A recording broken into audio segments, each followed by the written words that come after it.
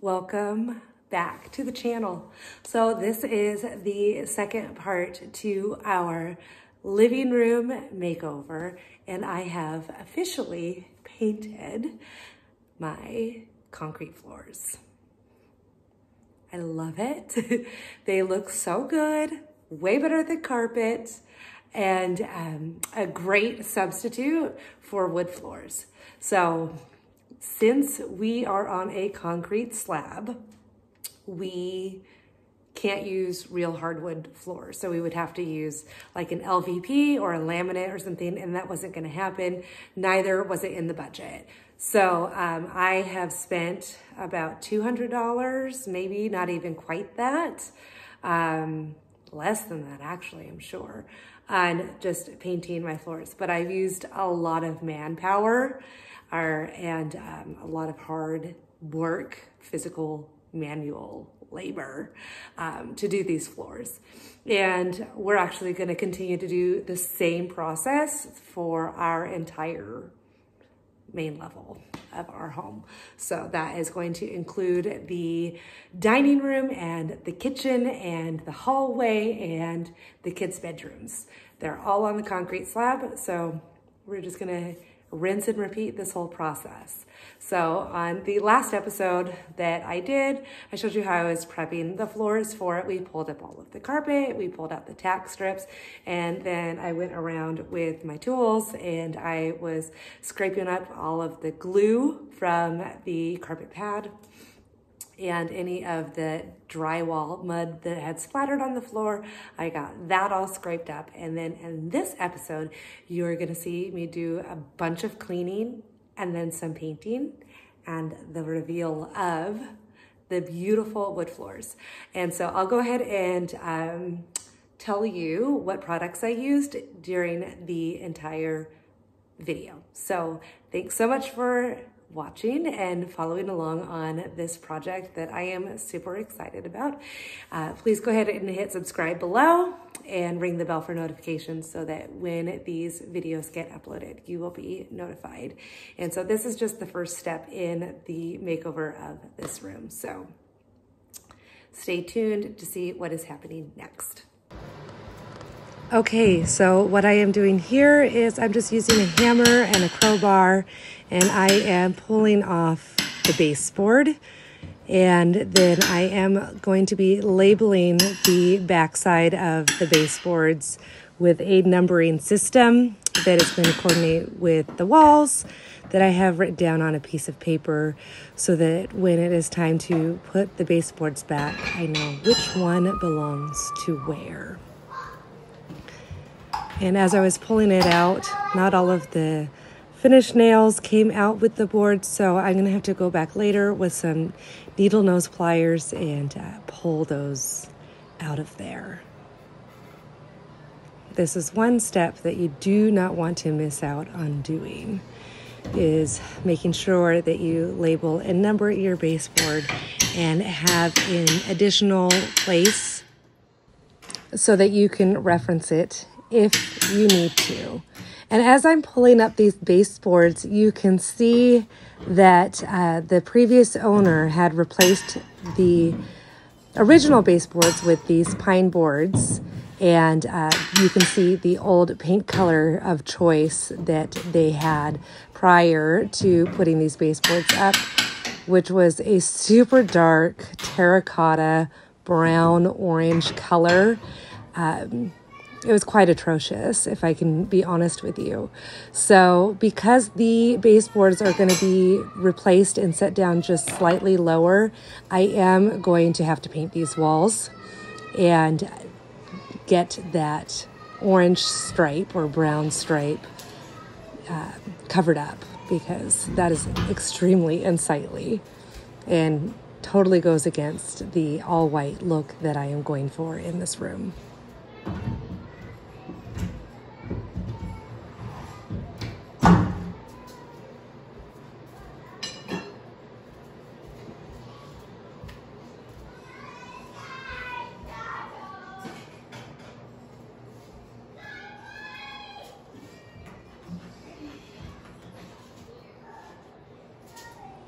When removing these long boards, you need to be super careful that you are moving down the way as you are pulling out so that you don't break them in half.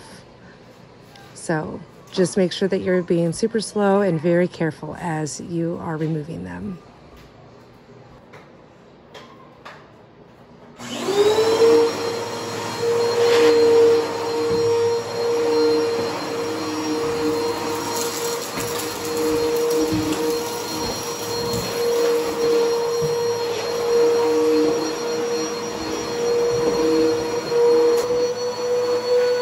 And now I'm going to be using my hose attachment and making sure that I get up all of any of the little loose bits that are between the flooring and the drywall. So you need to make sure that when you are doing this process, you are getting as much loose debris as you possibly can on all parts of the floor.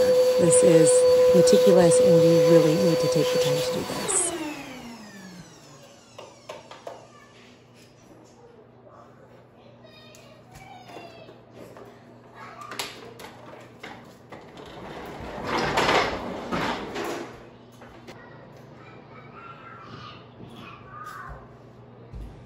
So here I am using my needle nose pliers, going around all of the walls and pulling out any of the finish nails that they had used to attach the baseboards to the walls. And some of them were really stuck in there, and so I had to pull pretty hard. But going around and getting those all out of the way was the next step in this process. And I'll probably have to vacuum again because I got more little bits of drywall dust all over the floor.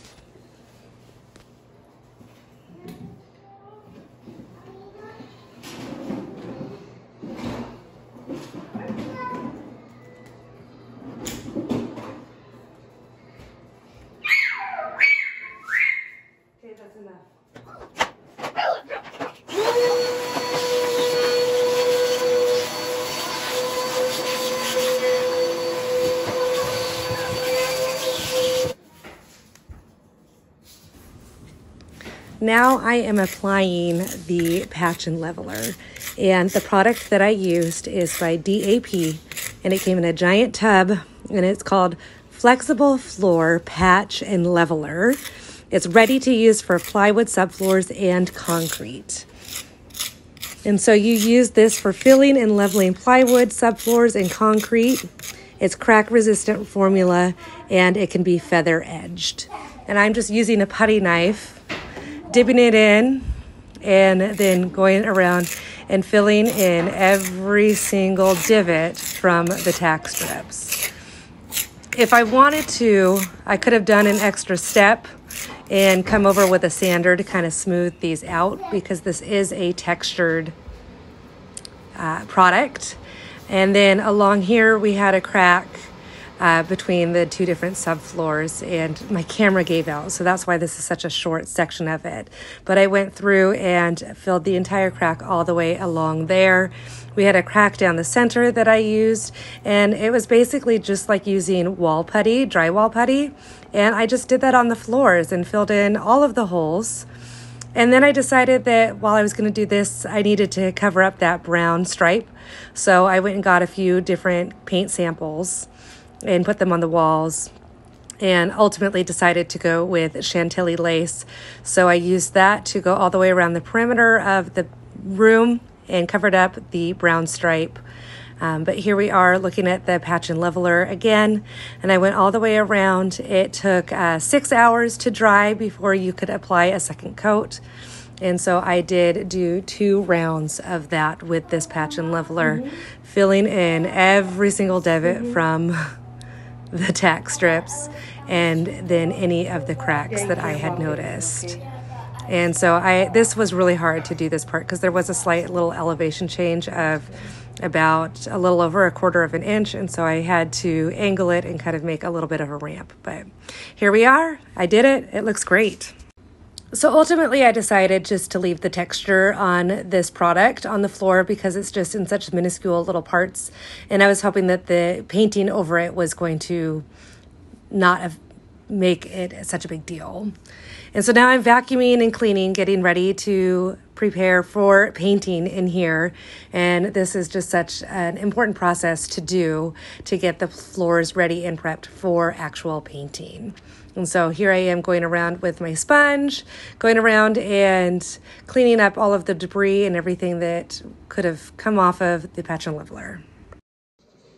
Okay, I think it's time. I've done all of the prep work on the floors to get them ready for painting. And so, I mean, here goes nothing. I'm nervous, but I'm really excited. And I just know that whatever I do is gonna look a lot better than what's currently there. And it's gonna look a lot better than the gross, yucky, icky, dumpy brown carpet that was in here before. So I've done all of the prep work. We pulled up the carpet, we pulled up the rug pad and all of the tack strips. We vacuumed and swept and vacuumed. And then I scraped up all of the glue that was on the concrete that was underneath the rug pad. Got that all hand scraped up and vacuumed and hand scraped and vacuumed and hand scraped again. And then I went over the entire floor with our long handled scraper with this thing. And I scraped all the floors. And I scraped all of the floors to get up any of the little uneven bits of the primer that they had put down, or any drywall bit mudding that had fallen before when they were doing the house, when they were building it, however long ago that was. And then I vacuumed and swept and vacuumed. And then I vacuumed.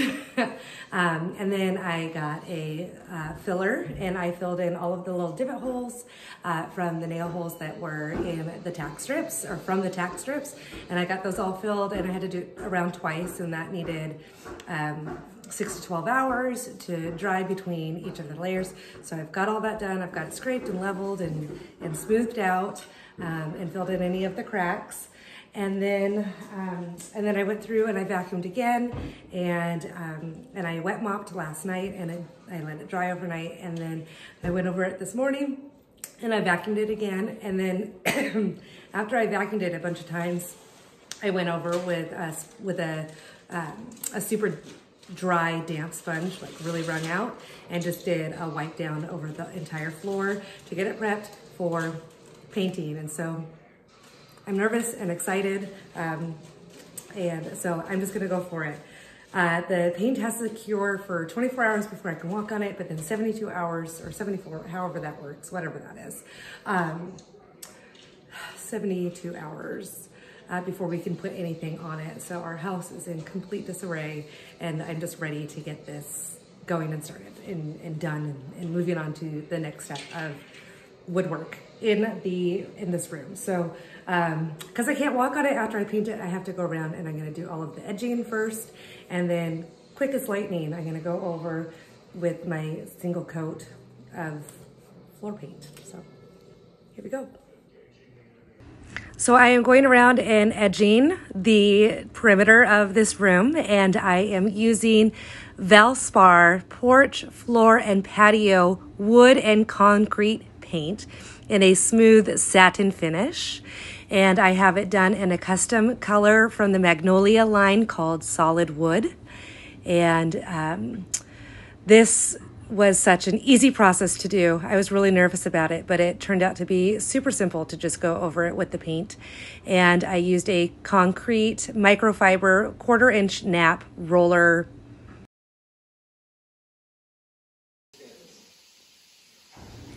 Okay, so here is the first coat of paint for this coat. I love it.